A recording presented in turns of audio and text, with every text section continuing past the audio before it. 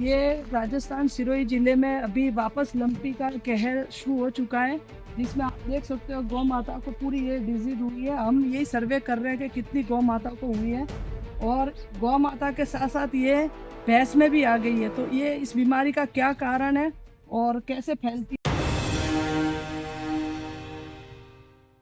नमस्कार। राजस्थान से एक चिंताजनक खबर चर्चा करनी बनती है।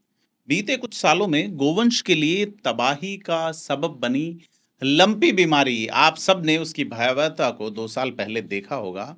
इस बीमारी को लंपी त्वचा रोग या लंपी वायरस के नाम से भी जाना जाता है। एक बार फिर से सिरोही जिले में लौट आई है। जी हाँ, राजस्थान का सीमांत सिरोही जिला, गुजरात से टच वाला, जहाँ पशुधन पर्याप्त मात्रा में है और यह पशुधन कई लोगों की आजीविका का कारण भी हैं, आजीविका का सबब भी हैं, आजीविका की वजह भी हैं। और यह बीमारी पहले भी राजस्थान में हजारों गायों की जान ले चुकी है और पशुपालकों के लिए एक भारी आर्थिक संकट पैदा कर चुकी है। तो आज हम जानेंगे कि क्या है बीमारी, क्या है लक्षण और क्यों लौट आई है। साथ ही सरकार और पशुपालक अब इसके नियंत्रण के लिए क्या कदम उठा रहे हैं। नमस्कार, मैं प्रदीप हूं, आप थिंक 360 देख रहे हैं। तो आप जानते होंगे कि लंपी बीमारी जिसने किसान और पशुपालकों का जीना हलकान कर दिया था, हजारों की संख्या में गोवंश की मौत हुई थी, जगह जगह मृत पशुओं के ढेर आपने देखे होंगे। यह लंपी त्वचा रोग या एलएसडी पशुओं में होने वाली एक विषाणु जनित संक्रामक बीमारी जो सामान्यतः गाय और बैलों में पाई जाती हैं। यह रोग पॉक्सीविरिडे परिवार के एक वायरस के कारण होता है, जिसे नीथलिंग वायरस भी कहा जाता है। मुख्य रूप से मक्खियों, मच्छरों, जूं और अन्य खून चूसने वाले कीड़ों के माध्यम से आसानी से फैलता है। इसके अलावा सीधे संपर्क से और दूषित भोजन व पानी के जरिए भी फैलता है। जानवर में लगातार बुखार, पशु का खाना पीना छोड़ देना और वजन कम होना भी एक बड़ी वजह है। आंखों और नाक से पानी बहना या अत्यधिक लार निकलना भी एक लक्षण है। दूध के उत्पादन में भारी गिरावट होती है। शरीर पर छोटी छोटी गांठें उभर जाती हैं, जो आप गायों के इन फोटोज में, इस विजुअल्स में देख सकते हैं। यह धीरे धीरे बढ़ती हैं गांठें और पूरे शरीर में फैल जाती हैं। कभी कभी घाव भी बन जाते हैं। पैरों में सूजन, सांस लेने में दिक्कत, कठोर व चपटी गांठों से शरीर ढक जाना है। और नेक्रोटिक घाव, जिसे मृत ऊतक कहे जाते हैं, वो बन जाते हैं। जानवर अगर गर्भवती है तो गर्भपात भी हो जाता है। तो बड़ी चीज ये है कि राजस्थान में लंपी वायरस का कहर पहले भी गंभीर रहा है।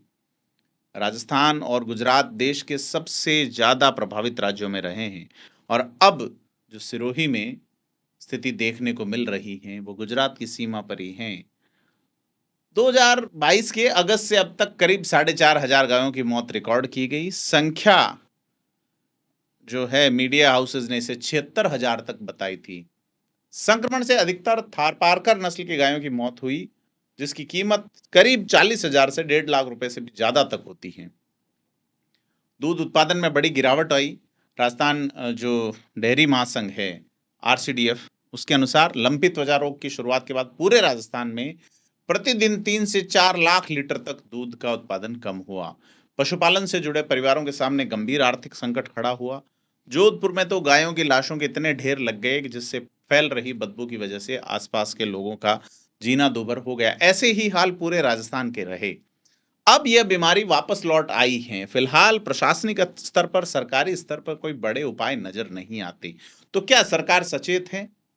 सरकार का कहना है कि वो अलर्ट मोड पे हैं। बीमारी से निपटने के लिए व्यापक कदम उठाए जा रहे हैं। हमारी जब यहाँ के अधिकारियों से बात हुई, लेकिन बड़ी चीज ये है कि भारत का ये भी कहना है कि लंपी त्वचा रोग के लिए पहली स्वदेशी वैक्सीन लंपी प्रोवेक इंड विकसित की गई है। इसे राष्ट्रीय अश्व अनुसंधान केंद्र हिसार और भारतीय पशु चिकित्सा अनुसंधान केंद्र इज्जतनगर के वैज्ञानिकों ने मिलकर बनाया है, और कहा जा रहा है 100% कारगर है। कीमत भी 1 से 2 रुपए की है, और ये 1 साल तक पशुओं को सुरक्षा प्रदान कर सकती है। अब पशुपालन विभाग भी लंपी वायरस से बचाव के लिए एक राज्यव्यापी टीकाकरण अभियान शुरू कर चुका है। 2000 जून से 2 अगस्त 25 तक ये अभियान चल रहा है, जिसमें 1,11,57,000 गोवंश को टीके लगाए जाने का लक्ष्य है, और 4 महीने से अधिक उम्र वाले गोवंश का निःशुल्क टीकाकरण किया जा रहा है। तो बड़ी चीज ये है कि यह बीमारी अगर टीकाकरण और हम अगर ये डेवलप कर चुके हैं तो बीमारी वापस कैसे लौटी? सिरोही के इन विजुअल्स को देखें तो चिंता जगनी लाज़मी है कि हालाँकि जो है वो बड़े पैमाने पे टीकाकरण हुआ तो मृत्यु दर बहुत कम हुई, यानी बता रहे हैं करीब 5%, लेकिन ये अभी ज़्यादा है। तो बड़ी चीज़ ये है कि 5% मृत्यु दर अगर इंसानों में हो, तो हाहाकार मच जाता है। लेकिन बेज़ुबान जानवरों की अगर 5% मृत्यु दर है, तो उस पशुपालक से ज़्यादा कोई नहीं समझ सकता जिसका पशु मर रहा है। तो कुल मिला के बड़ी चीज़ ये है कि हम आपसे अपील करते हैं कि और भी उपाय हैं जिसमें अगर आपका पशु ऐसे रोग लक्षण दिखते हैं, तो उसे अन्य पशुओं से अलग करें और आवागमन जो है उसका प्रतिबंधन करें। पशुशाला जो है उसकी साफ-सफाई करें और फ़िनाइल और सोडियम हाइपोक्लोराइड जैसे कीटाणुनाशक का छिड़काव करें। परजीवियों को दूर रखने के लिए कीटनाशक का उपयोग करें और मृत पशुओं को खुले में बिल्कुल ना फेंकें, बल्कि वैज्ञानिक तरीके से उसे दफ़न करें। तो हालाँकि पशुपालकों के लिए बड़ी राहत की बात तो ये है कि इंसानों में ये वायरस नहीं घुसता और इसका दूध पीने से भी लंपी वायरस होने का खतरा नहीं है। लेकिन पुरानी जो देशी उपचार विधियाँ और पारंपरिक उपचार विधियाँ हैं, वो पशुओं की रोग प्रतिरोधक क्षमता बढ़ा सकती है, जैसे आंवला, अश्वगंधा, गिलोय, मुलेठी आदि गुड़ के साथ खिलाना। तो ये सारी चीज़ें हैं कि पशुपालक क्या सोचते हैं, क्या करते हैं। लेकिन कुल मिला के उपचार के लिए पशु चिकित्सक से संपर्क करना ही ठीक है। अब आप कहेंगे कि आप ये जो खबर का एंगल लाए हैं, खबर का जो तरीका लाए हैं, यह इन्फॉर्मेटिव कम तो चूँकि सरकारी सिस्टम तो जय है, चाहे सरकार कोई रही हो, हालात यही रहते हैं, दुःख पाते हैं पशुपालक और चिंता का विषय है इस बीमारी का फिर से लौटना। देखते हैं सरकार क्या इस पे अमल करती हैं, इस बीमारी को फैलने से कैसे रोकती हैं। पशुपालकों से अपील है, ख़ास करके सरकारें अपील सुनती नहीं हैं, जीत के 1 या डेढ़ साल के तुरंत बाद तो ख़ास करके ही नहीं सुनती। ऐसे में पशुपालकों से अपील है कि वे सतर्क रहें, बीमारी के लक्षण दिखते ही तुरंत पशु चिकित्सक से संपर्क करें और हाँ, सरकारी निर्देशों का पालन करें। आज के लिए बस इतना ही, धन्यवाद।